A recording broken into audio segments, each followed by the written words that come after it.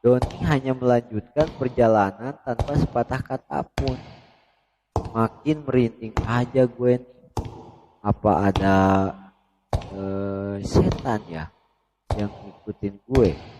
Tanya Doni pada diri sendiri. Ardi menanyakan apa yang terjadi pada Doni. Doni pun menjawab, gue dari tadi merinding banget sih. Ardi pun hanya tertawa.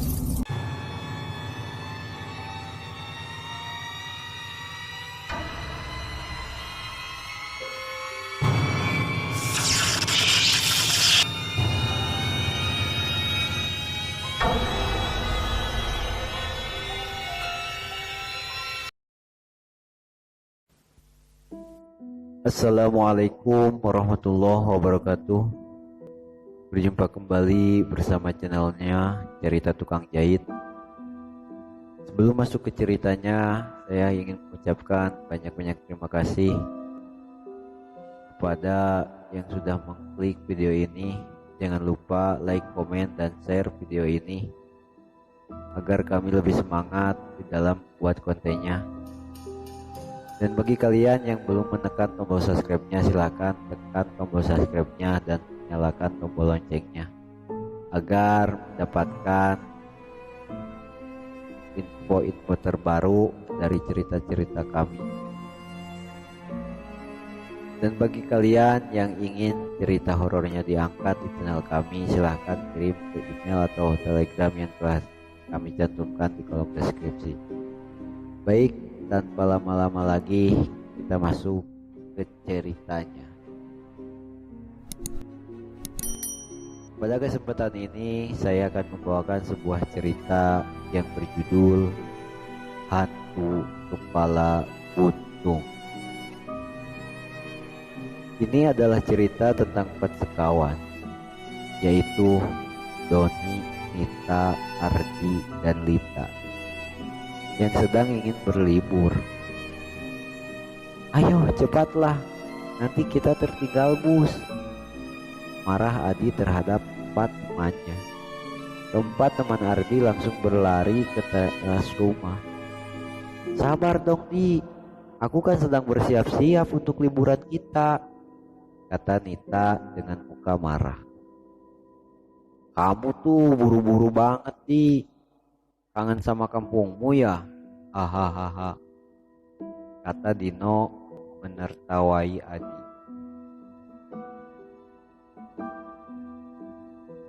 Bukan kangen tahu, tapi gue udah gak sabar aja, jawab Ardi. Sama aja kali Di, ya udah cepet kita berangkat sebelum kesiangan, jawab Lita yang sudah sangat siap.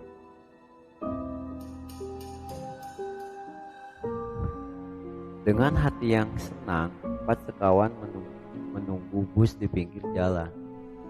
Tapi bus yang ditunggu tidak kunjung datang. Buset dah, lama banget kita menunggu di sini. Tapi busnya tidak datang-datang juga. Kita udah 1 jam nih nungguin di sini, keluhan Nita. Sabarlah Nit, nanti busnya juga datang kok, jawab Ardi. Setelah menunggu lama, akhirnya bus yang dari tadi ditunggu datang juga. Ini dia busnya. Ardi menstopkan bus itu. Pada mau kemana nih? Tanya supir bus. Mau ke desa Bandulan Pak, jawab Ardi. Akhirnya 4 kawan itu berangkat. Di dalam bus mereka saling bercanda. Hihihi. Ardi bersikap layaknya pocong dan menakuti Nita. Nita dengan takut berteriak menampar Ardi yang sedang menjahili Nita.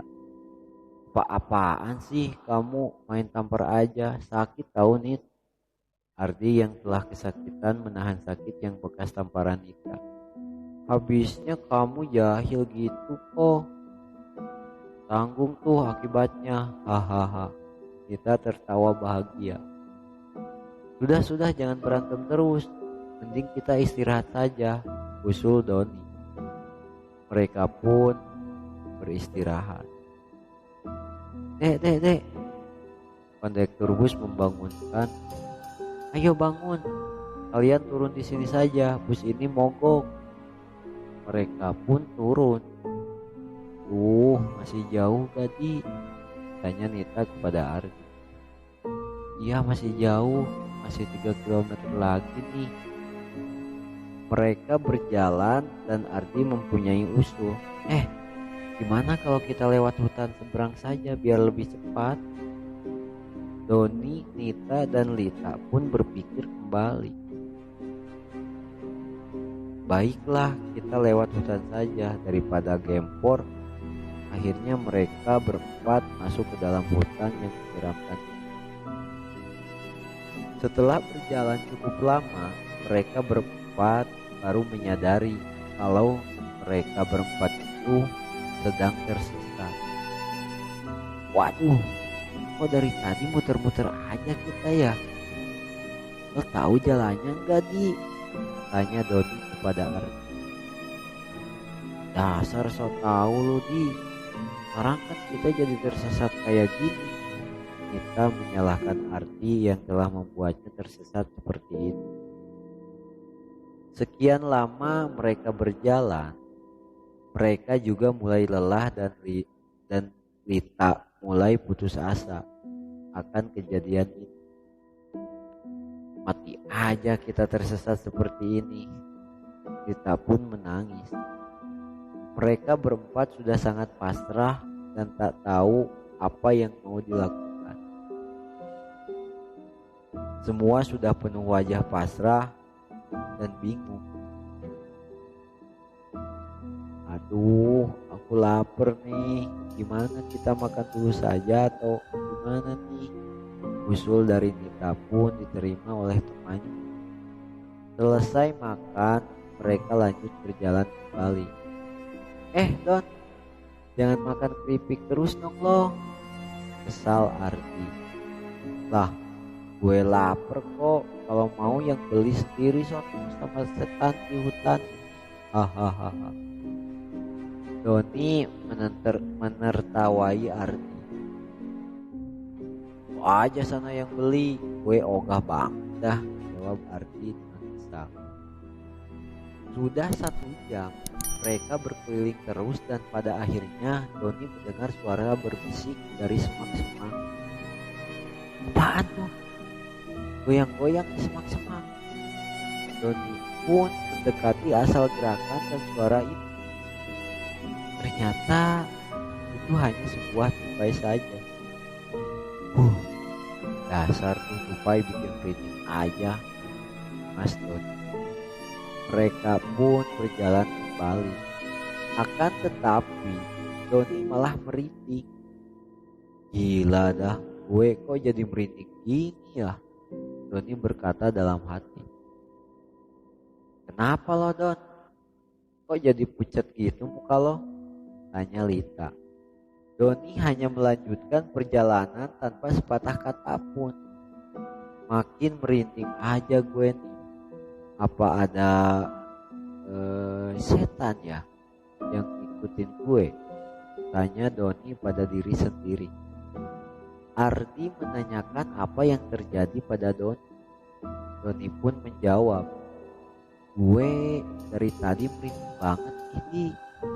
Ardi pun hanya tertawa. Hahaha, hayo ada setan yang ngikutin lo tuh. Doni pun makin takut dan wajahnya makin pucat, tampak seperti tak ada darah. Tunggu sebentar. Doni menyuruh temannya berhenti. Kenapa lo, Don? Tanya Nita. Ternyata Doni mau buang air kecil. Hahaha, awas Don, ada setan tuh, jahil Ardi. Doni berlari ke arah pohon besar dan yang menyeramkan. Buset dah, pohon gue liatin serem aja. Setelah Doni selesai, Doni ternyata melihat hantu tanpa kepala sedang ada di atas pohon. Wah, setan! Doni pun berlari sangat cepat. Setelah sampai di tempat teman-temannya menunggu, Doni pun menceritakan apa yang dia lihat tadi. Hah, yang benar aja loh Don. Kaget Lita mendengar semua cerita Don. Wah, gila nih hutan. Diam-diam punya penunggunya. Ardi cemas akan apa yang terjadi. Semuanya berjalan dengan membaca doa dalam hati masing-masing karena takut hantunya nanti datang lagi. Tiba-tiba Ardi melihat ada yang terbang dari pohon ke pohon yang lain. Ya Allah, selamatkanlah hamba-Mu ini. Ardi semakin takut dan memejamkan mata. Setelah Ardi membuka mata, ternyata Ardi terpisah oleh 3 temannya itu. Gila, gue malah sendirian. Tadi gak merem aja dah. Ardi berjalan terus dengan wajah pucat. Tiba-tiba Ardi dicolek oleh seseorang. Saat Ardi melihat siapa yang mencoleknya, wah, setan! Ardi hanya berjongkok dan memejamkan mata kembali. Di, kenapa lo bilang gue setan? Tanya Don. Ternyata yang tadi mencolek adalah Don, temannya sendiri. Dasar lo ngagetin gue aja. Kesal Ardi. Makanya jalan jangan cepat-cepat. Gue panggilin dari tadi malah makin cepat jalannya. Doni menertawakan Ardi yang sangat ketakutan. Mereka melanjutkan perjalanan hingga jam 9 malam. Yang tidak kunjung ketemu jalan keluarnya dari hutan itu. Gara-gara itu setan, kita makin tersesat aja nih. Kita bercakap-cakap dengan Lita. Nita mulai pusing dan tiba-tiba Nita pun terjatuh. Nit, bangun, Nit, bangun. Doni mencoba menyadarkan Nita. Karena kondisi Nita memperhatinkan. Doni, Lita dan Ardi berhenti sejenak sampai Nita terbangun dari pingsannya. Sudah jam 1 dan akhirnya Nita pun tersadar. Nit, lo gak apa-apa kan? Ardi dan kawan-kawan cemas akan keadaan Nita. Tapi Nita bilang, ya sudah tidak apa-apa kok. Sudahlah Nit, kalau masih pusing, mendingan kamu istirahat dulu saja, kata Lita. Dan Nita pun menjawab, aku sudah tidak apa-apa kok. Ayo kita jalan lagi, siapa tahu jalan keluarnya ketemu.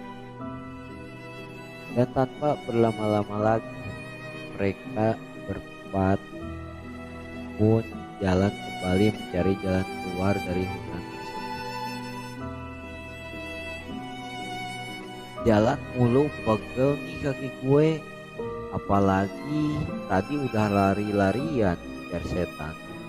Doni makin kesal tidak temukan jalan keluar. Doni duduk sebentar di sebuah batu besar. Don, ngapain lo duduk di sono? Mau ditinggal sama kita loh. Ardi menakut-nakuti Doni. Doni pun cepat bergegas pergi kembali. Lo nyadar gak kenapa tuh setan ikutin kita terus? Tanya Lita pada ketiga temannya. Mungkin naksir sama lo kali Lit. Hahaha, berawan Ardi. Membuat Lita kesal. Semakin lama, malam makin mencekam yang membuat semakin takut. Kita berpikir kalau dia diikuti seseorang. Kita makin risih. Apa yang dirasakan dari tadi? Kenapa kamu Nit? kok makin pucat aja?" tanya Lita. Lita tidak menjawab sama sekali pertanyaan Lita tadi dan terus berjalan. Nit, kok bengong gitu? Sadar lo, sadar. Nyebut lo, nyebut. Lita menepuk pundak Nita yang dari tadi berjalan tanpa mengeluarkan sepatah kata pun.